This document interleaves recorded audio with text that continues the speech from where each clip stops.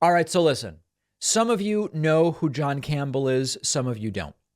John Campbell is a PhD in nursing who has a YouTube channel that blew up during the COVID pandemic.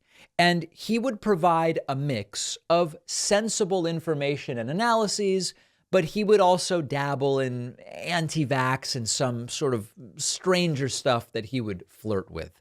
And people would write to me and they would say, David, Dr. John Campbell is a doctor who knows about all this stuff. Why aren't you in lockstep with him? And, you know, when we talk about Dr. Jill Biden, she has a PhD in education.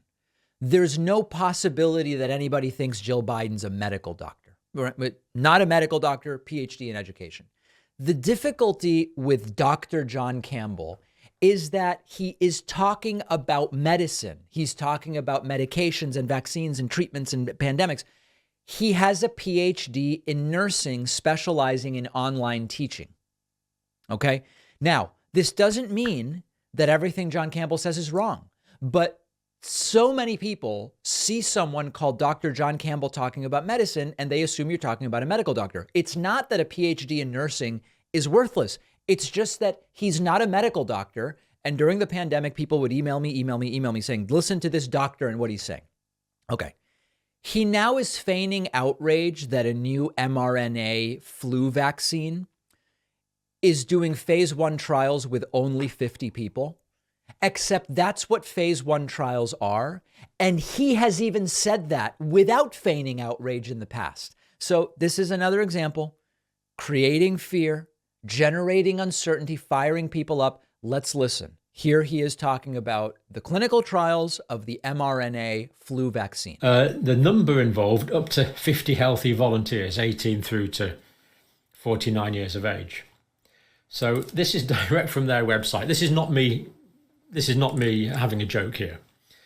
It's not a joke, guys. They really have only 50 people. Claiming, the National Institutes of Health in the United States are claiming that by testing 50 volunteers, healthy, 18 through to 49, they can assess the safety of this vaccine. Okay. How dare they? Now, if you do any research, you find that phase 1 clinical trials start with 20 to 80 people. And you only need to look at his own prior statements about phase 1 clinical trials to realize that the feigned outrage is fake.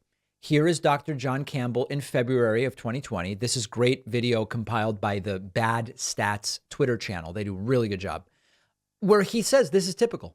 Vaccine and the China vaccine are now being tested for safety in animals.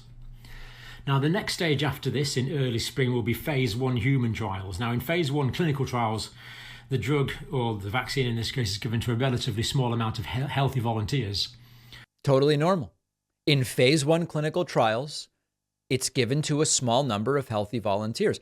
August of 2022, same thing. Now, that's the molecule there, apparently, right?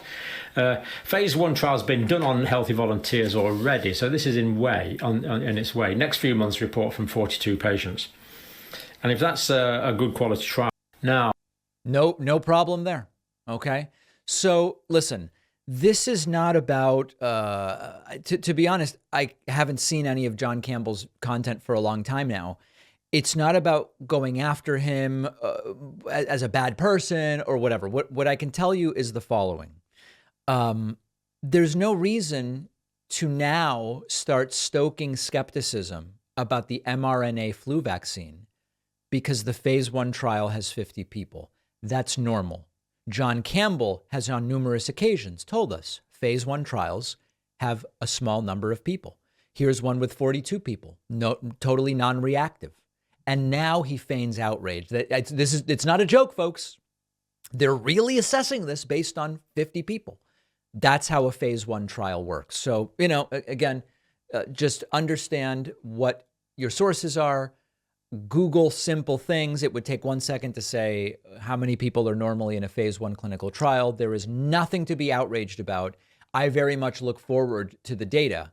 about this mRNA flu vaccine. Maybe we will get ourselves a flu vaccine that is more effective than the ones that have sometimes floated around over the last few years, which sometimes are only 20 to 40% effective. Sometimes it's more, but sometimes it's only 20 to 40%. I would love a more effective flu vaccine. That should be the focus.